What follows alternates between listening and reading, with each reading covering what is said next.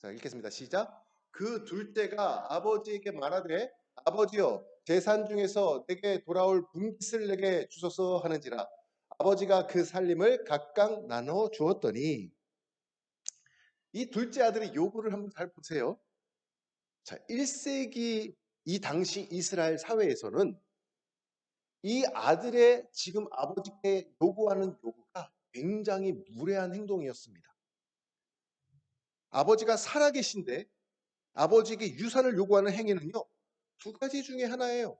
뭐냐면 하나는 아버지와 더 이상 같이 살고 싶지 않습니다. 또 하나는 아버지가 그냥 빨리 돌아가셨으면 좋겠습니다. 라는 의미가 담겨 있는 말이 지금 저 빨간 글씨에 담겨져 있는 멘트입니다. 그래서 이 말은 1세기 당시 사람들이 만약에 이것을 들었을 경우에 굉장히 경악할 만한 대화예요. 그리고 부모님의 마음을 너무나 아프게 하는 이야기였습니다. 그런데 아들은 아버지에게 원하는 것이 딱 한 가지가 있었는데 그것이 무엇이었냐면 표가 아니고 재산이었어요.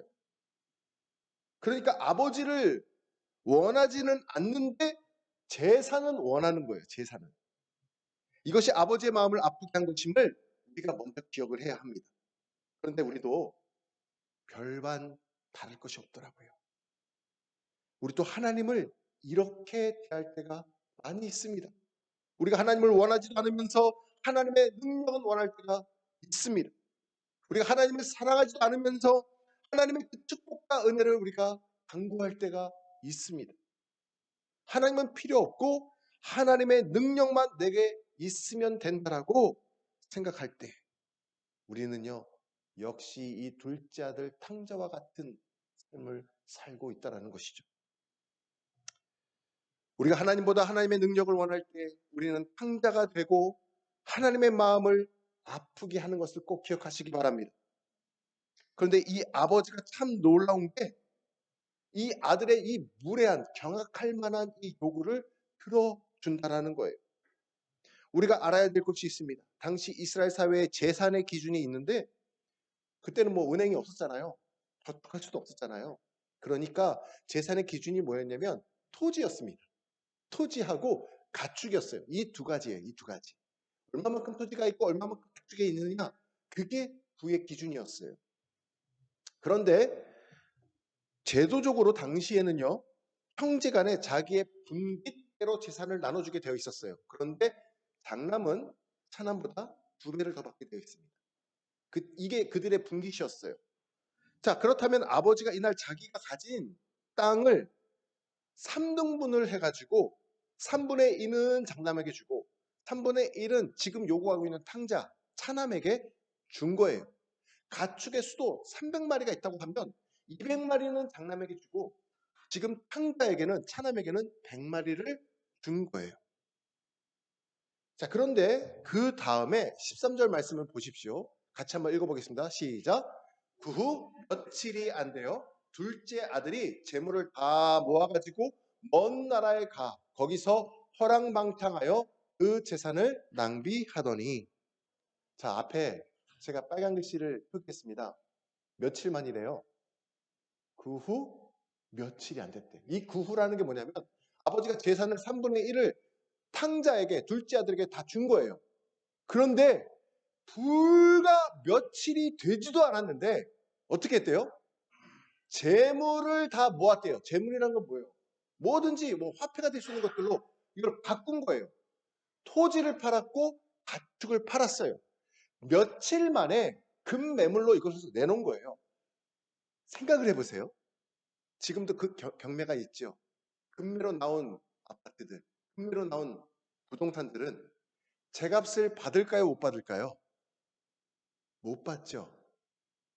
자, 그러면 아버지가 평생을 모아가지고 자기의 모든 것들을 바쳤던 그 재산을 아들에게 유산으로 어쩔 수 없이 물려줬는데 이거를 하루아침에 금매물로 내놓아가지고 헐값에 아버지의 그 피땀 흘린 유산을 낭비해서 재산으로 모아가지고 먼 곳으로 떠나버리는 거예요. 그것을 바라보는 아버지의 심정이 어땠을까요? 며칠이 안 되어서. 그런데요, 이런 모습이 저희에게도 있는 거 아세요? 하나님은 똑같으십니다.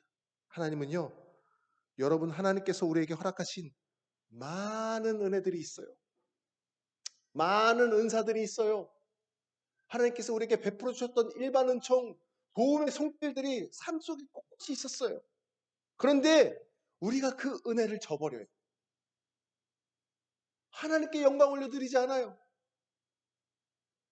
감사하지 않고 그 은혜를 하찮게 여기고 헐값에 팔아치워버리는 것처럼 하나님께서 나에게 주신 은사, 그 은혜들, 선물들을 함부로 대하는 것을 우리가 보게 됩니다.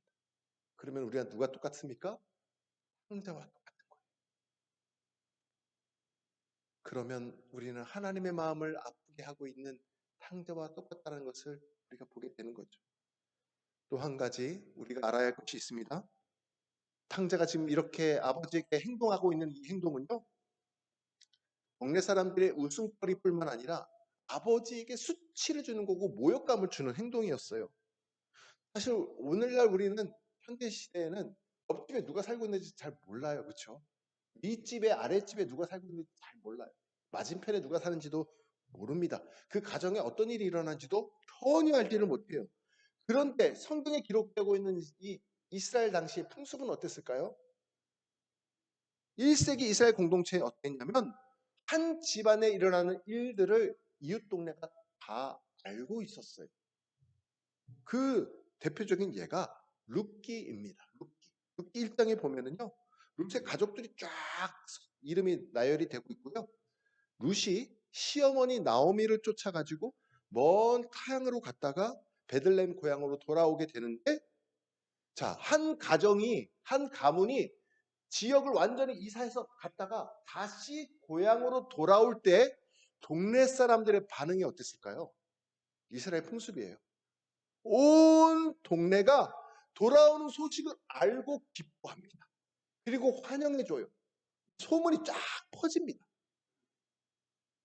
누가 이사 오는지를 다 알아요. 그리고 반깁니다. 그런데 거기뿐만이 아니라 룻기 4장에서는 룻이 이제 보아스와 결혼하여서 아들을 낳거든요. 그런데 동네 사람들의 반응을 한번 보십시오. 룻기 4장 17절 말씀. 같이 한번 읽어볼까요? 시작. 그의 이웃 여인들이 그에게 이름을 지어주되 나오미에게 아들이 태어났다 하여 그의 이름을 오벳이라 하였는데 그는 다윗의 아버지 이새의 아버지였더라. 자, 보십시오. 이때 아들을 낳은 것을 온 동네 여인들이 집까지 찾아와가지고 축하해 주는 거예요. 근데 그냥 축하해주고 가도 끝날 텐데 거기서 끝나지 않고 부모도 아닌데 자기들이 룻의 그 아들의 이름까지 지어주는 거예요. 그 이름이 다윗의 아버지 이새의 아버지가 되는 거예요. 오벳이 됩니다. 놀랍지 않습니까? 온 동네 사람들이 룻이 아들을 낳은 것을 기뻐하는 장면을 우리가 지금 말씀을 통해서 봤습니다. 그러니까 아버지에게 제사를 요구하고 아버지의 재산을 재빨리 현금화해가지고 아버지를 떠난 이 자식의 이야기가 당시 동네 사람들에게 일파만파 다 퍼지지 않았겠습니까? 다 소문이 난 거예요. 자, 그러면 이 아버지는 어떠한 모욕을, 어떠한 수치를 겪게 되었을까? 우리가 살펴볼 수가 있습니다. 아버지의 마음을 참으로 탕자가 아프게 했습니다. 자, 그리고 우리가 또 모르는 사실이 한 가지가 있는데 그게 뭐냐면 아버지는요, 자식이 이렇게 문제를 일으키고 부모님의 말씀에 순종하지 않을 경우에는 할 수 있는 옵션이 있었어요. 그게 신명기에 기록되어 있습니다. 신명기 21장 18절부터 21절까지의 말씀인데, 자, 저와 한 절씩 교독하겠습니다. 18절부터 21절까지 제가 먼저 읽습니다. 사람에게 완악하고 패역한 아들이 있어 그의 아버지의 말이나 그 어머니의 말을 순종하지 아니하고 부모가 징계하여도 순종하지 아니하거든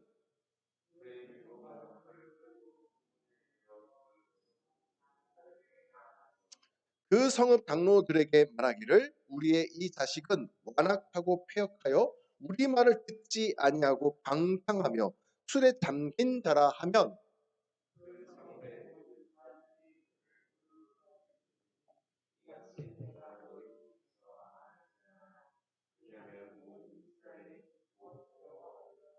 아멘. 보십시오. 집을 떠난 탕자가 모르는 게 하나가 있는데, 이 당시에 이렇게 버릇없는 행동을 하고 아버지의 마음을 아프게 하면, 사실은 아버지가 동네 어른들을 불러 모아가지고 이 아들이 이렇게 버릇없이 저에게 행동했습니다. 경로 어르신들에게 이렇게 이야기를 하면 사람들이 그 아들을 붙잡아다가 돌로 터 죽여도 할 말이 없는 거예요.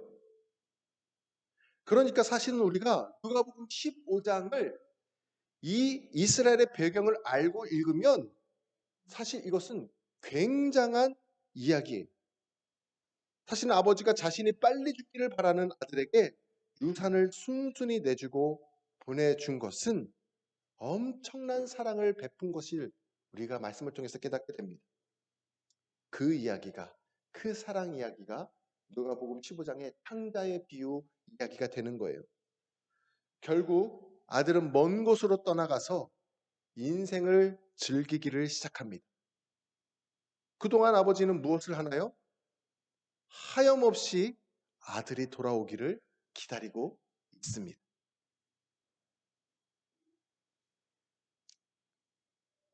아버지가 떠난 아들을 하염없이 기다리고 있어요. 하염없이 기다리고 있어요.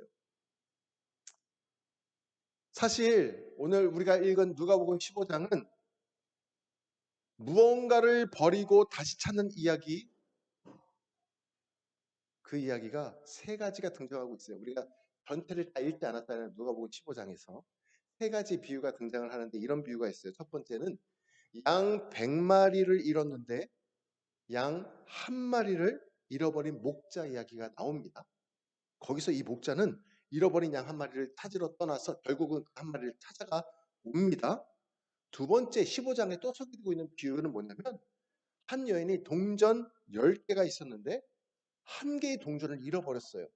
그런데 이 여인도 이 동전 하나를 열심히 찾아가지고 겨우 찾아서 돌아옵니다. 그리고 잔치를 벌이죠. 그런데 오늘 우리가 읽었던 이 세 번째 비유, 탕자의 비유. 탕자의 비유에서는 두 아들 중에 한 아들을 지금 잃어버렸는데 독특하게도 이번에는 아버지가 아들을 찾아 나서지 않습니다. 세 비유 중에 앞에 두 가지 비유는 양을 잃어버리고 동전 하나를 잃어버렸을 때는 다 찾아가지고 나가서 그걸 찾아왔어요. 그 잔치를 베풀었어요. 그런데 세 번째 비유에서는 아버지가 움직이질 않아요. 왜 그랬을까요? 왜 이 비유에서는 아버지가 찾아 나서지 않았을까요? 첫 번째 양은요, 짐승입니다. 두 번째 비유, 동전은 물건입니다. 그 세 번째 이 비유, 아들은 사람이에요, 사람. 사람은 독특성이 있어요. 아무리 아버지가 찾아 나서서 아들을 강권에서 끌고 돌아와서 안친다 하더라도 또 나가면 그만이에요. 아들의 마음이 그대로여서 변하지 않아서 또 나가면 그만이에요. 그래서 아버지는 그것을 알기 때문에 묵묵히 나간 그 자리를 바라보며 아들을 기다리고 있는 것입니다. 본인이 스스로 뉘우치고 내가 잘못했음을 깨닫고 아버지께 돌이키지 않으면, 아버지의 마음을 내가 먼저 헤아리지 않으면 아무 소용이 없기 때문에 그것을 난 아버지는 아들을 기다리고 있는 것입니다. 여러분, 여기서 우리가 깨달을 것이 있는데 하나님 아버지도 마찬가지세요. 우리 하나님은 전지전능하시고 능력이 많으십니다. 그러나 잃어버린 자녀들을 하나님의 일일이 찾아가서 끌고 오지 않으세요. 하나님께서는 기다리세요. 오래 참고 기다리십니다. 어떻게 해요? 하나님의 아버지의 그 마음을 알기를 기다리세요. 하나님의 마음을 헤아리기를 기다리시는 거예요. 하나님께서 능력이 없으셔서 기다리시는 게 아니고 우리가 스스로 뉘우치고 돌아오기를 기다리시는 거예요. 하나님은 지금도 나간 자식 돌아오기만 기다리고 계심을 깨달으시기를 바랍니다. 하나님이 내 인생에 아무런 일 하지 않으신다고 우리가 착각하면 안 돼요. 왜 하나님 가만히 계셔요? 왜 하나님 우리를 안 도와주세요? 그러면 안 되는 거예요. 왜 한 대 맞을 때까지 우리가 버티려 하냐 이거죠. 맞기 전에 돌아와야 되지 않겠습니까? 그게 최선인 것입니다. 혹시 우리 가운데 하나님을 떠나서 탕자와 같은 삶을 은밀히 보시는 하나님 앞에서 우리가 볼 때 살아갈 수가 있습니다. 그런 분이 계시거든 오늘 이 말씀을 통해서 하나님께 돌아오는 은혜가 있기를 간절히 소망합니다. 돌아가되 빨리 되돌아가시기를 바라요. 이 탕자를 잘 보시기 바랍니다. 아버지를 떠난 삶이 행복한 줄을 알았어요. 그런데 과연 어땠을까요? 어땠을까요? 행복하지 않았다라는 거예요. 성경을 보니까 그가 재물을 다 없이고 탕진하고 궁핍하게 되었다고 말합니다. 14절 말씀이에요. 오늘 말씀 14절 같이 읽겠습니다. 다 없앤 후 그 나라에 크게 흉년이 들어 그가 비로소 궁핍한지라. 보십시오. 다 없앴대요. 탕진했대요. 그리고는 궁핍하게 되었대요. 여러분 하나님을 멀리 떠난 결과는 언제나 이렇습니다. 언제나 이래요. 우리 삶이 엄청나게 행복할 것 같고 쾌락을 즐기면 좋을 것 같지만 여러분 그 즐거움은 잠깐뿐이에요. 만족을 주지 못합니다. 그리고 후회가 남습니다. 괴로움이 남습니다. 그럴 수밖에 없음을 깨달으시기를 바랍니다.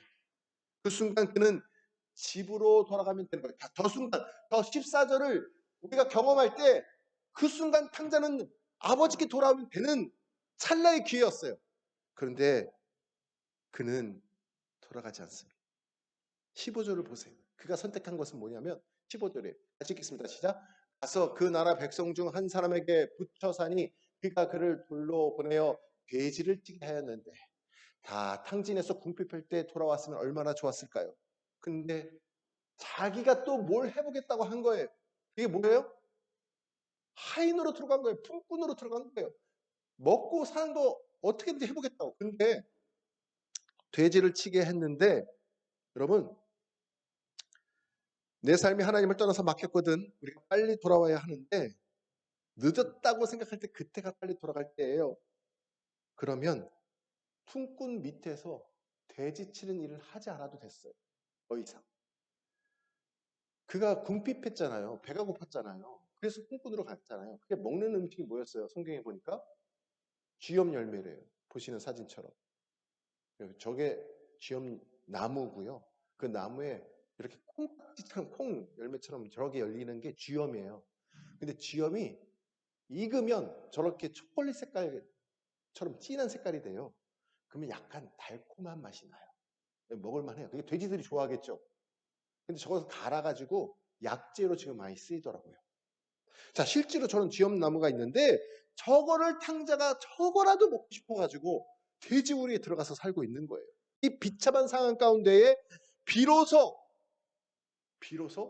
이제는 아버지께로 가야겠구나 생각을 하게 됩니다. 자, 그 순간에도 아버지는 무엇을 하고 있었을까요? 저 순간에도 아버지께서는요 20절에 보시면 하염없이 아들이 돌아오기만을 기다리고 있습니다. 그런데 아버지가 기다리고 있는데 탕자가 지금 돌아오고 있죠? 돌아오고 있어요. 자, 그러면 아버지와 아들이 먼 곳에서 서로 바라볼 때 기본적으로 생각할 때 누가 먼저 알아볼까요? 자식이, 젊은 아들이 아버지를 먼저 알아볼까요? 아니면 노인이 되신 아버지가 아들을 먼저 알아볼까요? 자, 20절 말씀을 같이 읽겠습니다. 시작. 이에 일어나서 아버지께로 돌아가니라. 아직도 거리가 먼데 아버지가 그를 보고 치킨히 여겨 달려가 목을 안고 입을 맞추니. 보십시오. 아버지가 아들을 먼저 알아봅니다. 젊은 아들이 기본적으로 시력이 훨씬 더 좋을 것 같지 않아요? 그렇잖아요? 아버지는 아무래도 눈이 침침하시잖아요. 그런데 아버지가 아들을 먼저 알아본다라고 성경은 우리에게 들려주고 있습니다. 이게 아버지 사랑인 것 같아요. 그리고는 어떻게 해요? 제일 좋은 옷을 입히고 가락지를 끼워주고 좋은 신발을 입혀주고 짐승을 가축을 잡아가지고 동네에 잔치를 벌이는 거예요. 아들이 돌아왔다고 잔치를 벌여줍니다. 이것이 아버지의 마음이고 부모의 마음입니다. 자식이 돌아오기를 바라는 마음, 자식이 잘 되기를 바라는 마음, 건강하고 형통하고 성공하는 모습을 바라보는 아버지의 마음이에요. 제가 말씀을 준비하면서 제 부모님의 마음을 한번 곱씹어왔습니다. 저희를 바라보실 때 우리 부모님의 마음 이 자리에 다 계신데 어떤 마음이실까? 여러분도 여러분의 부모님의 마음을 한번 헤아려 보십시오. 먼 곳에서 올 때 나보다 나를 먼저 알아보시는 우리 부모님의 그 마음을 알아보시기 바랍니다. 사랑하는 저희 장인어른께서 작년 9월 달에 소천하셨습니다. 7호차 수술을 받으시다가 결과가 좋지 않으셔가지고 의료과실이 일어나서 한 달 동안 어쩔 수 없이 중환자실에 계시다가 말씀 이렇게 마지막 유언의 말씀을 듣지 못하고 소천하셨어요. 오늘 말씀을 준비하면서 저는 장인어른을 많이 묵상해 봤어요. 마지막 유언의 말씀을 들었으면 얼마나 좋았을까. 늘 이 자리에서 오셔서 기도해 주셨던 아버님의 그 모습을 떠올려 보았습니다. 그런데 아버님의 유언과도 같은 메시지가 우리 바움교회를 향한 메시지가 남겨져 있음을 제가 발견하게 되었습니다. 그게 언제였냐면 작년 3월 20일 우리 교회 설립 예배 드릴 때, 아니 그 사진을 다시 보여주세요. 네, 설립 예배를 드릴 때 아버님께서 남겨주신 건데 저 사진은 우리 바움교회가 이 장소를 계약하고 인테리어 공사를 마치고 2020년 8월 9일 개척 감사 주일 예배를 저렇게 양가 부모님 모시고 가족이 처음 예배를 드렸어요. 제 왼쪽에 계신 분이 저희 장인 어른이십니다. 저렇게 건장하셨어요. 네. 자, 우리 장인 어른께서 이제 투석을 하고 계셨거든요. 계속 오랫동안. 근데 이제 많이 안 좋아지셔서 상태가. 그리고 이제 이런저런 수술을 받게 되셨는데 3월 달에 이런 수술을 받기 전이죠. 3월 달에 설립 예배를 드릴 때는 상태가 굉장히 안 좋으셔가지고 이 자리에 오시질 못하셨어요. 너무 오시고 싶으셨는데 그 대신 이제 가정에서 우리가 그때는 유튜브 라이브 생중계를 해드렸기 때문에 그걸 보셨고 유튜브에다가 저희가 이 영상 예배를 올렸어요. 올렸는데 저희 아버님께서 보시는 것처럼 이 말씀을 이 기도의 문구를 남겨주셨습니다. 보시면 제가 나중에 이것을 보고 깜짝 놀랐어요. 아버님께서 말씀의 씨앗이 잘 심겨지게 하옵소서 라는 말씀을 제가 지금 보기에는 이게 유언의 말씀이구나 하고 느껴지게 여기다 남겨주신 거예요. 그리고 제가 잊고 있다가 다시 이번에 설립 1주년 감사 예배를 드리면서 저 영상을 다시 찾게 되었는데 그때 이 문구를 다시 보게 되었습니다. 지금 천국에서도 이 땅에서 드리신 기도가 응답되도록 중보해 주고 계시구나 생각이 들었습니다. 할렐루야. 이 아버지의 마음을 이 시간 저는 다시 헤아려 보기를 원합니다. 우리 바움교회 가운데 다음 세대 가운데 우리 장인어른 저 아버님의 기도가 그대로 응답될 줄을 믿습니다. 사랑하는 바움교회 성도 여러분, 이것이 우리 하나님 아버지의 마음입니다.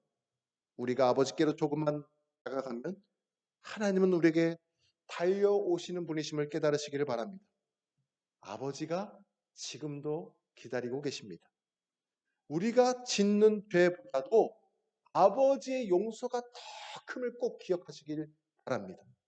기다리고 계시다가 우리가 회개하고 돌아오면 뛰어나오셔서 우리를 끌어안아 주시고 우리를 회복시켜 주십니다. 이제 말씀을 마칩니다. 어버이 주일을 맞아서 우리가 부모님께 육신의 부모님께 어떤 효를 하고자 하십니까? 다른 어떤 선물보다도 부모님의 마음을 먼저 헤아려 주시는 우리 자녀가 되기를 간절히 소망합니다. 그리고 우리 하늘 아버지께도 효도해야 되는데 그 시작이 무엇을 하는 것이 아니고 하나님 아버지의 마음을 알아들이기를 바랍니다. 내가 잘 되기를 바라시는 그 마음 나를 사랑하시는 그 마음, 잃어버린 자녀들이 돌아오기를 바라시는 그 마음을 기억하시기를 바랍니다. 상대와 같은 삶을 버리시고 하나님께 돌아와서 부모님과 하나님 아버지의 마음을 알아가는 저와 여러분 되시기를 주님의 이름으로 축원합니다.